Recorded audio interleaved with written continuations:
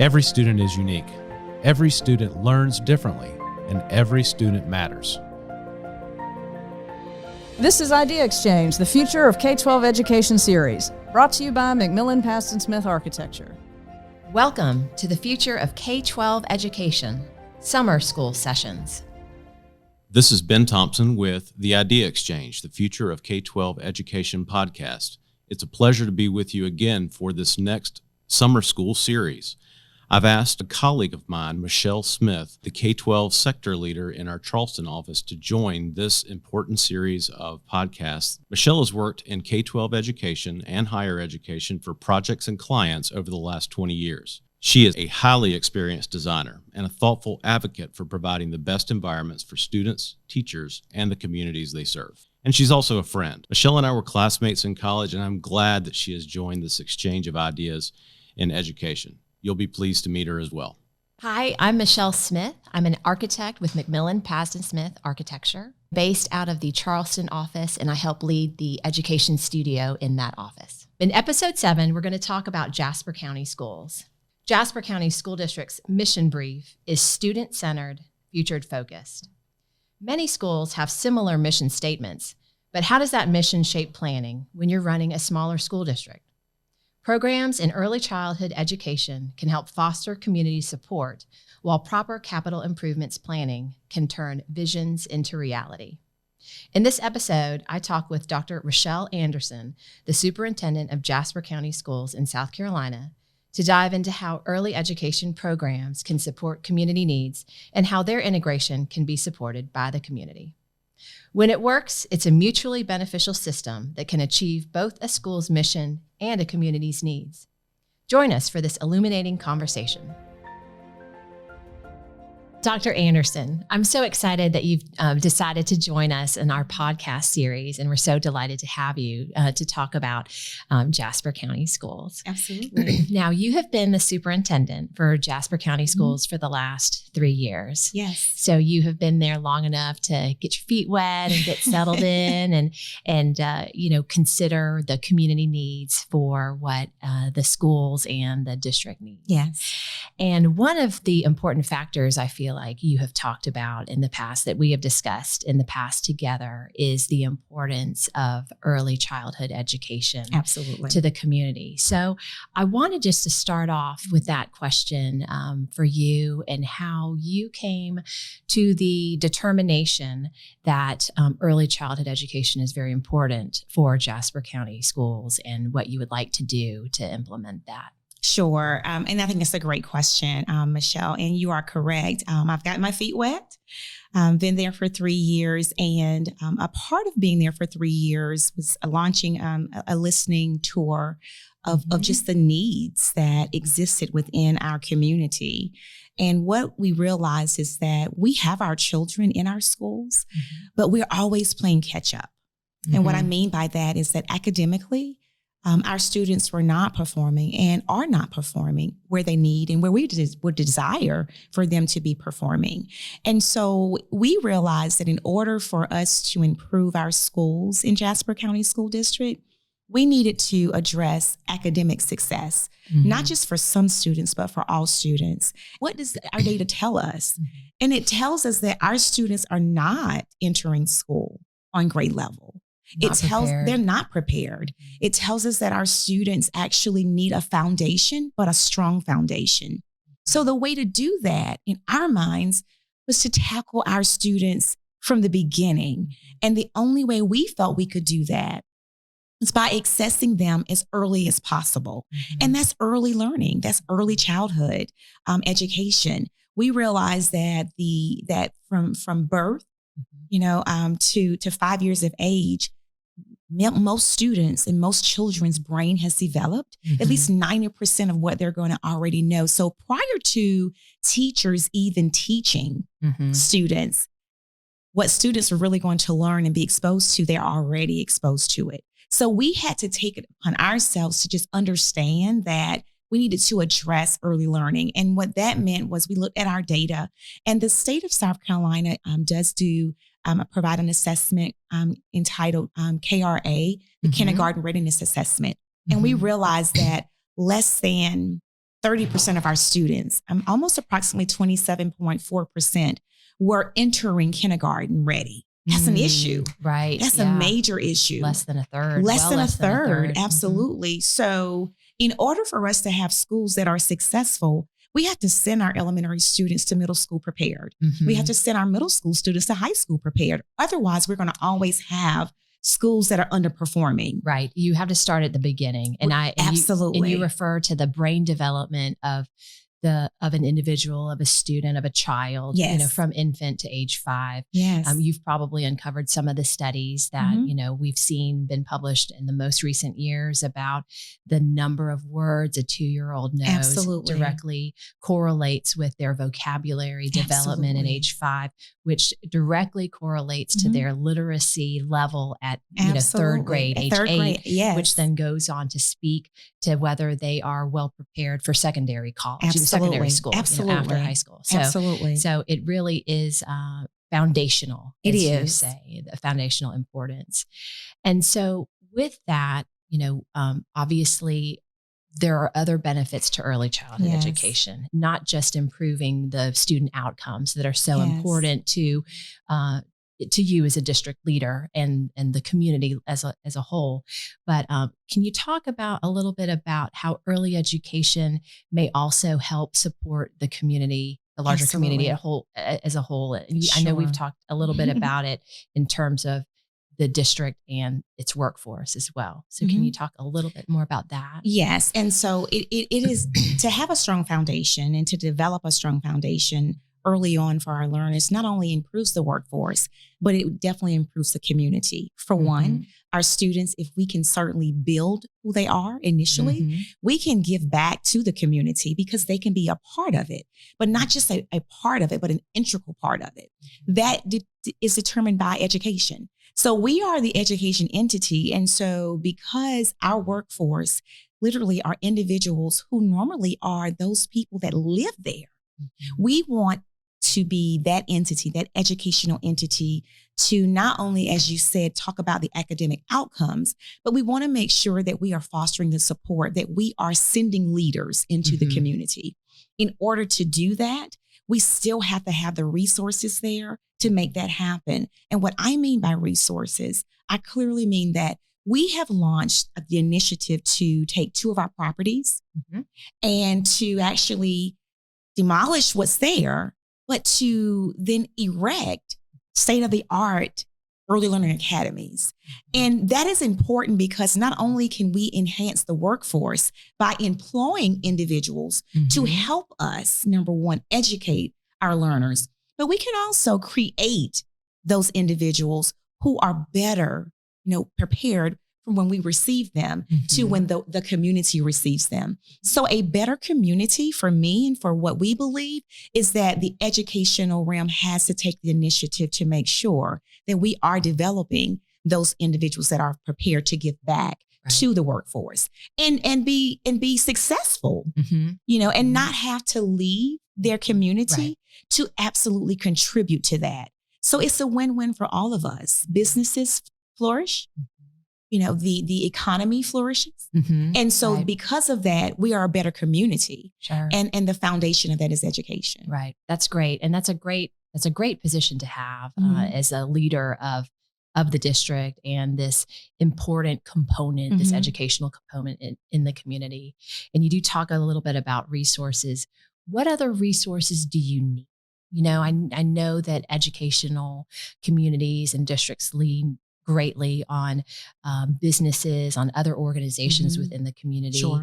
What have you found that has been most helpful? Some current partners that you have, but then what else do you feel like the district needs and could benefit from? Sure. I want to speak from the need portion because we do have business partners that are very much so supportive, but we also have individuals who I can think of Sun City right now. Sun City definitely are retirees and they continuously pour into our young people. They whatever we need, we can call on them and we receive it.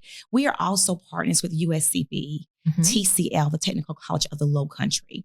We are also partners with the United Way of the Low Country. And so they continue to pour into, again, resources and books and literature, training, et cetera, exposure, volunteers, so human resources into our schools and into our students. And so when I talk about maybe a need, for us, it's important for us to have a quality teacher in front of every child every day. It doesn't happen just by happenstance. It has to be a valuable entity in front of every child. And they should have at their fingertips every day the hope that I'm going to have someone to love me just as much as my parents do and welcomes me open-heartedly. For Jasper County School District, that's impactful because we are a small rural school district, but we're that diamond in the rough. And so what we have to do is we have to actually recruit the best educator. Right. And that's a need for us. It's a need because typically when we recruit, we don't have any issues recruiting whatsoever. We can recruit and people want to come. The issue now becomes retaining those qualified teachers. And one of the caveats around that we run into as a barrier, and which is a need, is housing. Housing is literally one of those areas that we're going to have to address. And we're going to have to address it very early on because we can get individuals and recruits there. But when we get them there, our issue is, where do you go? Where do you stay that you can afford to live? So it has to be affordable. It's an affordability issue. Attainable as well. And so right now, many of our when I talk about it being a need, and it's such a need that many of our teachers, they live on the outskirts. And so they live in Savannah. They live in Pula, Georgia. So they have to travel. They travel. So they're commuters. But we want them to be a part of the community and talk about a workforce. To our initial question, that is indeed what enhances that workforce. Being a part of a community that you work in and being able to relate and give back continuously. That's one of those needs that we certainly have. That we continuously will have to address, like as I said, very early on. Right. And I know you've talked about, recruitment, teacher recruitment and retainment and housing and early childhood education. And all of these actually do work together. They do. Because when you think about recruiting younger teachers who want to start families, once they if they can find affordable, accessible housing, they want to start families, then they need that early childhood education support. Absolutely. For younger students and younger children so that they can continue to work and thrive in the community. Absolutely. So I think that, you talking about all three things is a really interesting triangle of dynamic that is really important to our listeners and that many communities in South Carolina face. Absolutely. So I'd like to talk a little bit about this process of developing and identifying these needs in the community. Obviously, you've spent a lot of time listening to business leaders, listening to students, listening to parents in your district. What are some of the challenges that you faced in that process? Maybe some naysayers, maybe a little bit of resistance. How have you been able to overcome those challenges? Well, I've been able to overcome those challenges by being persistent, by being committed, by truly building trust, I believe, and just not accepting the status quo. It's not okay for me, for our team to do business as usual. So we've set it upon ourselves to, number one, create what we call our mantra, a tagline. That centers around what we believe our central focus actually is. And for us, our mantra is student-centered future focus. So everything that we do, we believe it centers around our students, and we believe it has to be a contingency that builds their future. So whomever comes, we want whatever foundations that we've put in place, whatever processes that we've put in place, it is going to lead into the future of, again, improving the community, improving the life of the next learner to come, improving the life of the next workforce that will certainly be a part of Jasper County School District, of Jasper County in general. But you asked the question, Michelle, in regards to the challenges, the naysayers. I think probably the biggest challenge that I believe we encountered and I can sum it up in one word, was accountability. Mm-hmm. Accountability on every end. Accountability was just the one word that I believe speaks to really what we encountered. And when I speak of accountability, that's from the human side of it, with people just doing their jobs and really being committed. And it's more than a paycheck. It's more than I'm just showing up because no one else wants to come to Jasper. It's more than the status quo. It was also, for me, the opposite side of that when it comes to facilities. Being accountable and making sure that when young people come into our facilities, that they are the best. Right. That we have facilities that are a home away from home. Because many of our families, many of our teachers spend the majority of their day in our schools, in our facilities. So being accountable and having those difficult conversations, and sometimes that accountability received resistance, because when I speak of accountability, I speak of it from beginning with me, Rechel. And so I believe with accountability comes responsibility. So I'm responsible for ensuring that every child, as I said, every day has a qualified individual in front of them every day. And what that looks like for us is individuals who, number one, show up every day and they have a love for what they do, but they also buy into our mission, our beliefs, and our values. And they understand how to build relationships with young people. The other side of that is we have facilities that look good on the outside, but that old adage of don't judge a book by its cover is something that we listen and we learn, and we got into it, and we were the boots on the ground.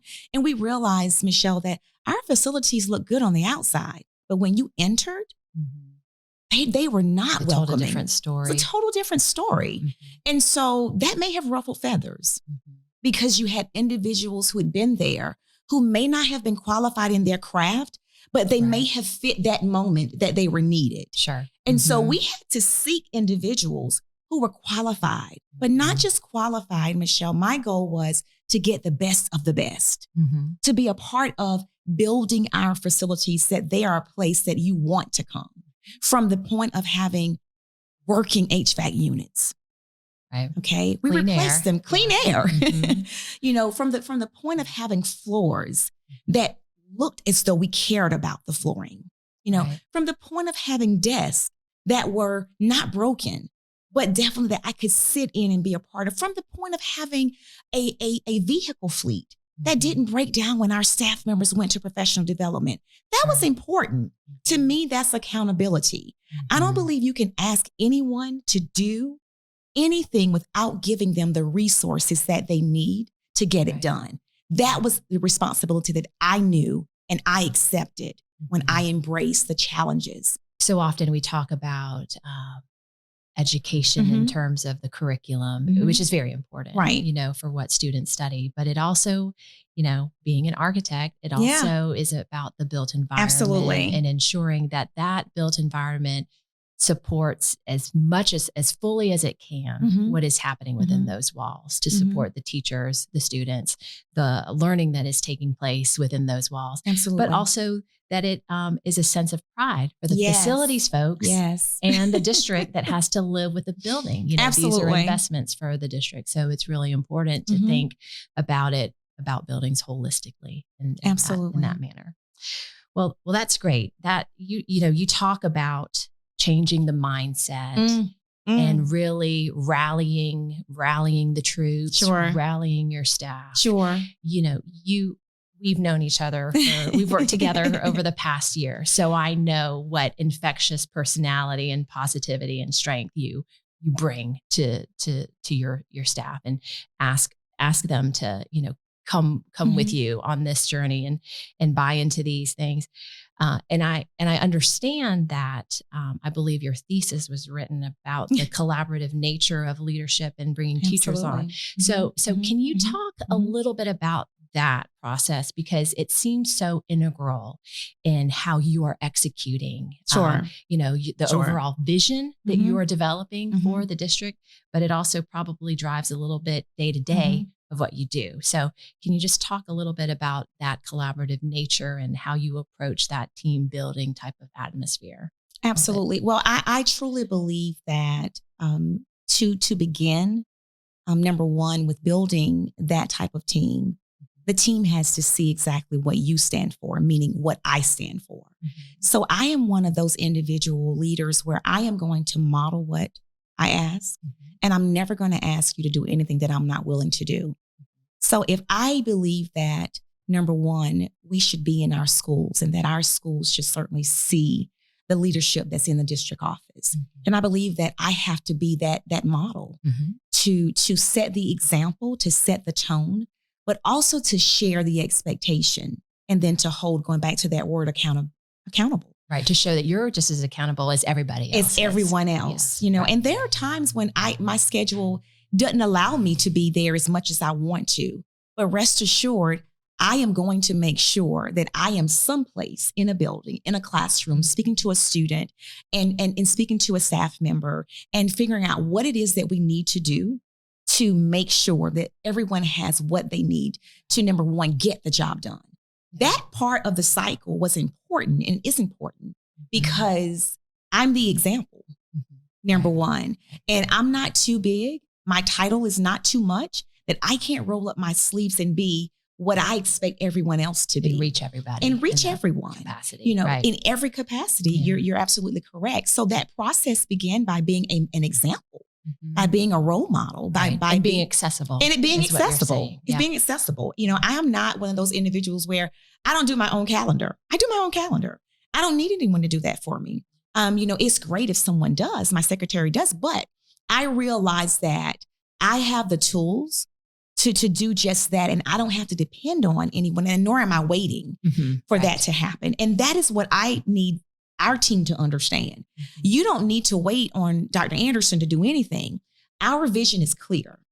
Our roadmap is clear. And so a part of execution is to do it.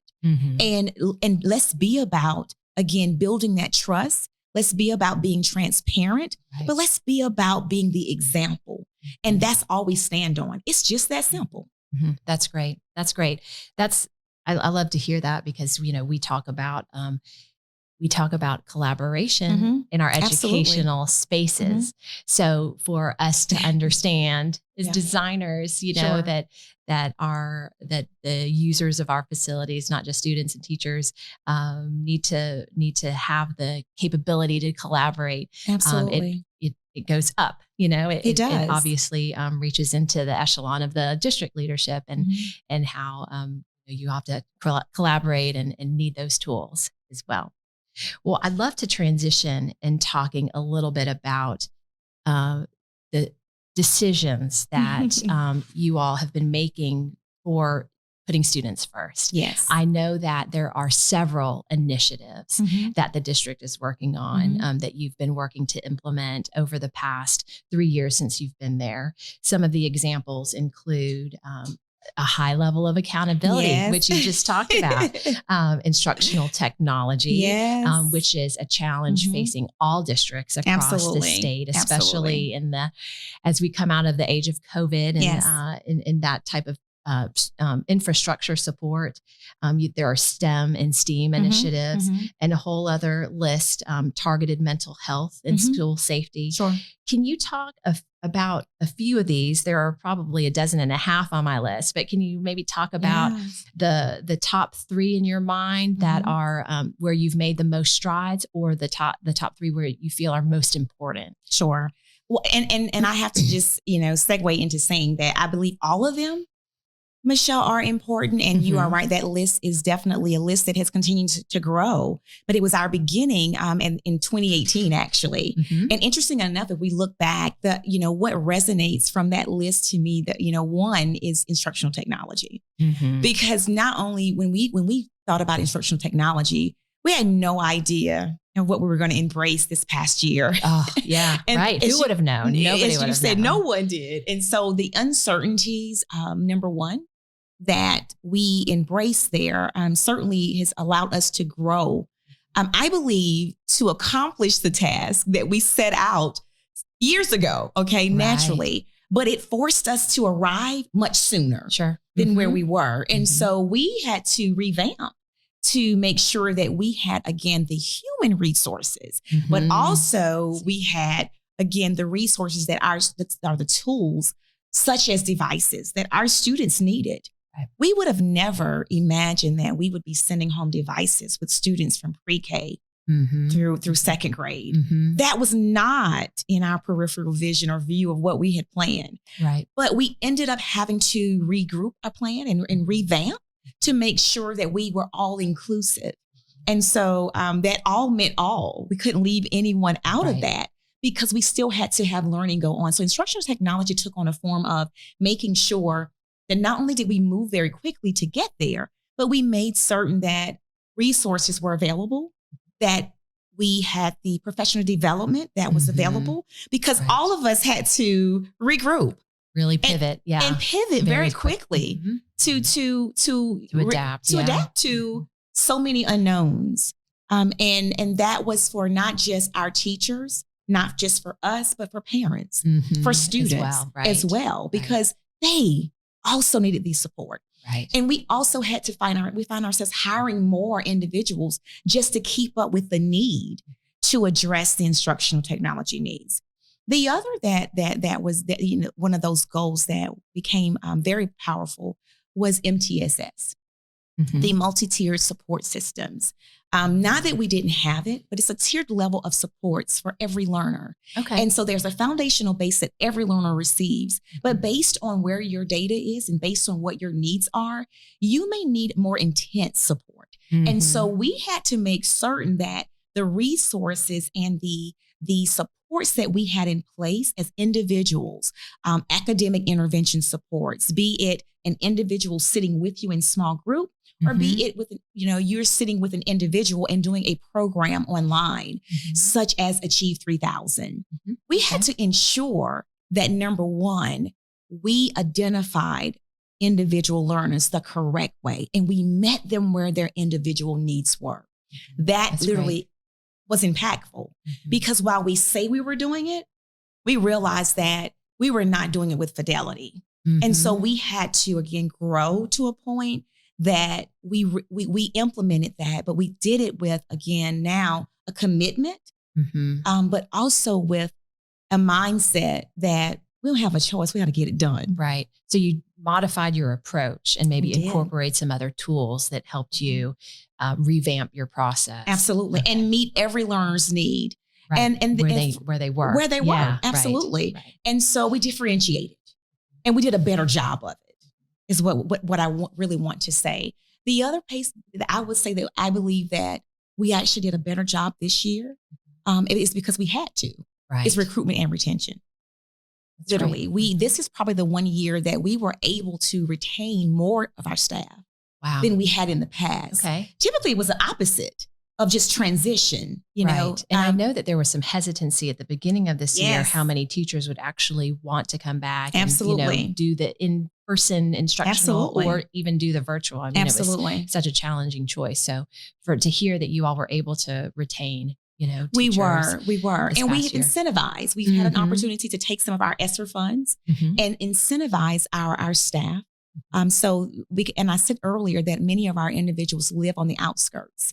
So we have a mileage incentive that we have tiered to 3 levels. And then depending on how far you travel throughout the year, we incentivize you with a financial monetary gift to support your travel. For me, that's showing that we need you. Right. And you are important. And wherever you're from, wherever you're living, we want to make sure that you can get to where we are. And that's in Jasper County School District, because we can't afford not to have you. Right. And the other part, we've also given an attendance incentive just to make anyone know, listen, you being here every day is truly imperative to our success, to your success, to our district's success, to our students' success. And then we've also infused an academic incentive, because as I said earlier, we realize that academically, we're not where we need to be, but it doesn't give us an excuse not to be. Right. So for the hard work, that is what we're focused on, rewarding individuals for doing the right thing, number one, but for being a part of our family. That's great. And it sounds like such simple things, simple gifts, but these just moments of recognition can go a long way, and make the difference in someone's commitment and the way that they're present. Sure. Like you're saying, for the attendance. Well, a couple of other questions as we continue on with our time together. One of the things I did want to talk about today was the overall, I'm broadening a little bit, the overall mission and vision of Jasper County Schools. And when I took time and I read these belief statements, you have a mission statement, a vision statement, and the beliefs. Sure. I was really moved mostly by the beliefs. I'll read a little bit of this, but these are all on the county's website, the school district's website. We believe that teamwork is the key to success. We've talked about teamwork a little bit today. We believe that our children have first priority on all of our resources. Yes. We believe that the family is the most important unit in a child's development. Yes. We believe that education is a lifelong process.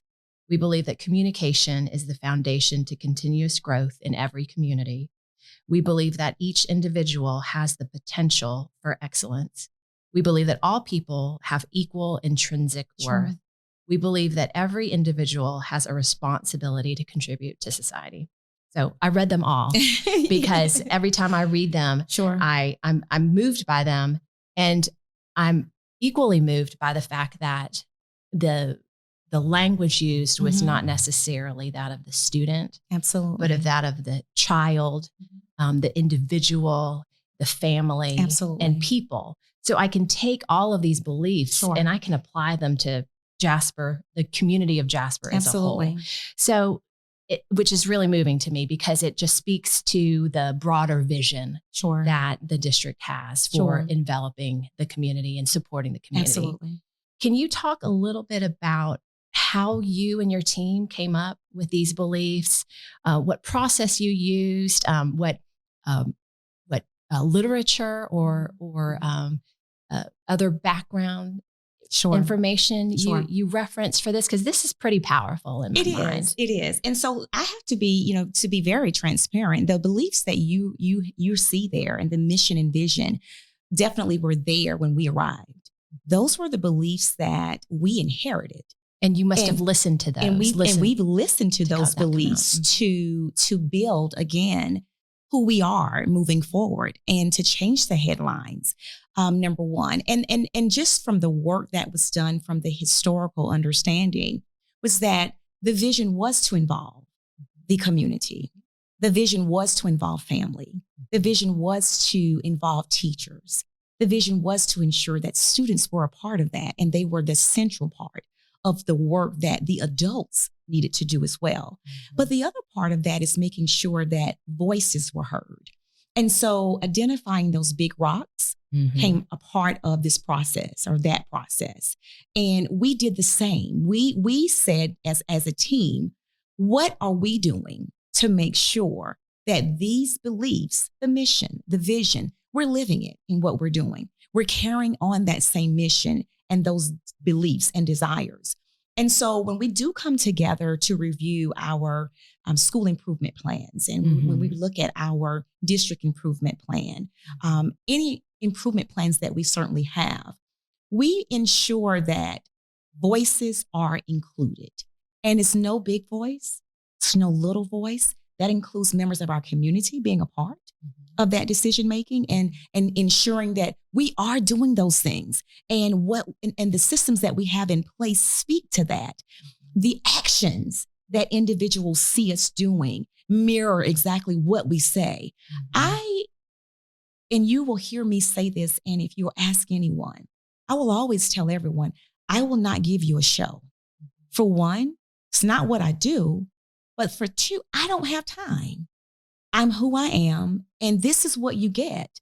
So when I wake up every morning, I believe that if we come to Jasper County School District, then every member believes in what we say we're about. Those are those beliefs. And so when we interview you, when you become a part of our community, we got to know that the why that you have for Jasper, It's there. It's there, okay? we don't just want a body. We want a family member. Okay. Right. We want that support. Yeah. Those individuals that will come in and support the foundation that's there and carry it through. And so when you talk about the process and the foundation that exists and how we make that live every day in what we do, sure, we put it on all of our memorandums, and you'll see it posted throughout the school. But the doing is in the day-to-day. Is in the day-to-day. Okay. It's in what we say. It's in how we treat people. Okay. Yeah. It's in how we respond to an email. And I am one of those individuals that I say to principals and I say to leaders, I'm not coming to your school to put on a show, to look for a show. I'm coming to make certain that you have what you need, that we're giving the best to our kids every day. And that if we're not, we're going to figure out why we're not. And we're going to reflect to make sure that we are about the business of being transparent, but being honest, being authentic. That's what those beliefs mean. Okay. It means being real. Mm-hmm. That's great. Well, that's really incredible. I mean, you speak so passionately and genuinely about this, and you always have, in every meeting we've had together. Just to wrap us up a little bit, I do want to talk about, I do want to ask you how you recharge this energy and genuine sure. nature and every day. What do you do to wake up every day ready to tackle the challenges in front of you and to live these beliefs? And I know that summer is upon us, and it is usually a time for some downtime, but I know it's sometimes the district's busiest time. Absolutely. So how do you recharge, yourself to keep moving in the positive direction every day? And what are you up to this summer? So I'm an avid reader, and I do not read anything that is not motivational. And I shouldn't say that I don't read anything that's not motivational. I do read things that I have to read, but I'm going to always follow up with something that's motivational. So every morning I'm going to get up, and let me just start before I go to bed. I am going to say a motivational quote to myself. Okay. I'm going to do that because that keeps me intrinsically motivated. And that's who I am. And that's my recharge. But every morning I get up as well, I am going to make sure that I, again, find me a motivational quote in a piece of literature that I have in my home that I state every day, because I truly believe that what I verbalize is indeed what I do. And I truly believe that what I do is what people see. And what I want people to see is that I'm Rechel. I am probably as simplistic can be. But I am true, and I am indebted to doing what's right. Not because someone is watching me. It's because it's the right thing to do. It's ingrained in you. It's ingrained in me. It's how my parents raised me. They wouldn't have it any other way. And I wouldn't either. But I also am a reflective practitioner, no matter what happens. Every day before I end my day, I write a reflection of my day. And it allows me to, number one, hold myself accountable for what I set out to accomplish that day, but it also allows me to regroup.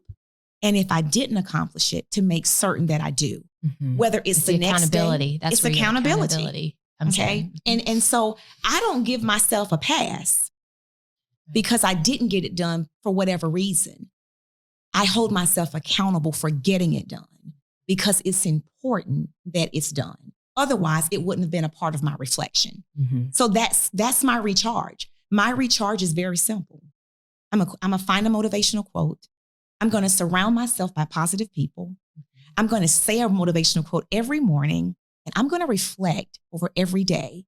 And what I didn't accomplish, I'm going to set out to accomplish it. Wow. That's great. Yeah. That's great. I'm going to write all this down too, because I'm going to start doing it. It's very inspiring. Absolutely. Those techniques, Dr. Anderson. And just in closing, I always enjoy talking to you because you radiate this energy, but you are also a very gracious person. And I just want to express my sincere gratitude for you coming and talking with us, as you are always grateful when we talk. Sure. And we talk through our plans, or we talk Absolutely. through whatever is happening, Sure.